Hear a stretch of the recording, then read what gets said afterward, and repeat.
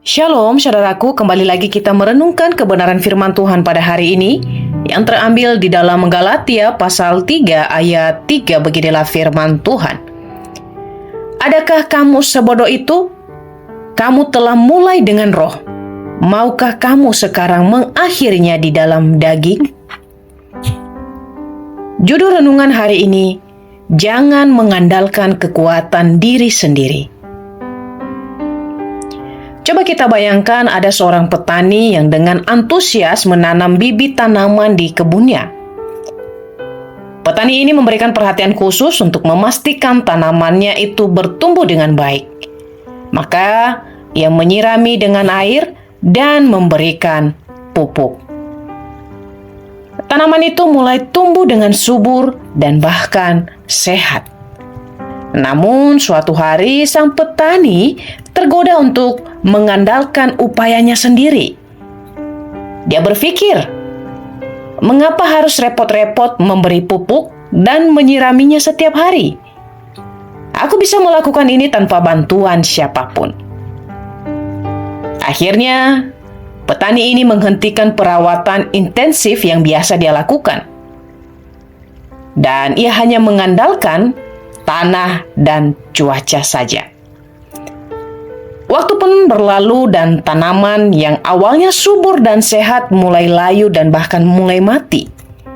Sang petani menyadari bahwa keputusannya untuk mengandalkan dirinya sendiri dan menghentikan peran aktifnya telah mengakhiri pertumbuhan yang indah dari tanaman itu. Petani menyadari bahwa tanpa menyiram dan tanpa memberikan pupuk, maka tanaman yang ia tanam tidak akan memberikan hasil yang baik. Saudaraku yang terkasih, dalam hidup kita sebagai orang percaya, ketika pertama kali kita mempercayai Kristus, Roh Kudus bekerja dalam diri kita, dan di masa-masa itu kita berapi-api berdoa siang dan malam, membaca Alkitab, setia pergi ke gereja. Adanya transformasi dan bimbingan di dalam kebenaran.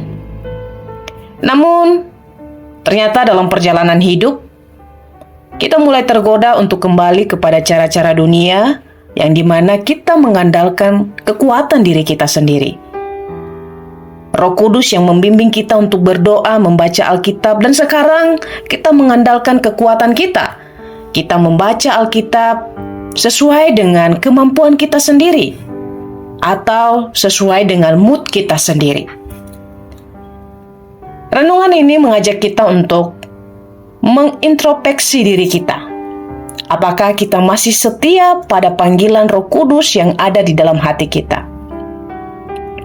Atau justru kita sedang mengandalkan kekuatan diri kita sendiri?